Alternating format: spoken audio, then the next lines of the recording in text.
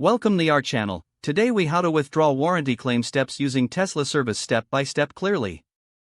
Start by logging into your Tesla account on the official Tesla website. Navigate to the service section in your account dashboard.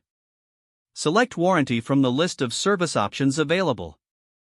Review the warranty coverage details to ensure your issue qualifies for a claim. Click on the option to initiate a warranty claim. Fill out the required information about your vehicle, including the VIN and model. Provide a detailed description of the issue you are experiencing.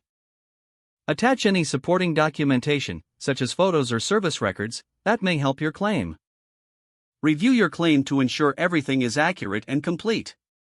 Submit your warranty claim by clicking the designated button.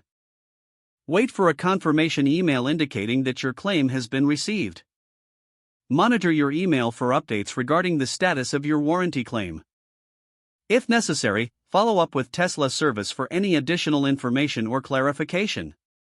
Once your claim is approved, you will receive instructions on how to proceed with the service. Make sure to schedule an appointment with a Tesla service center at your convenience.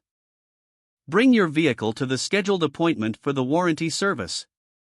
If the page does not load, refresh the browser or try again in a private or incognito window. Make sure you are using the correct email address, then retype it carefully to avoid small typos. If your password is not accepted, use the reset option and create a new strong password you can remember. Check your spam folder for verification or security emails, then complete any requested confirmation steps. Enable two-factor authentication if available to improve account security and reduce unauthorized access risk. After signing in, review your profile details so your contact information and settings are accurate and current. If you see an error message, note it down and try again after restarting your device and internet connection. Log out when you finish, especially on shared devices, to keep your account and payment information secure. If the page does not load, refresh the browser or try again in a private or incognito window. Make sure you are using the correct email address, then retype it carefully to avoid small typos.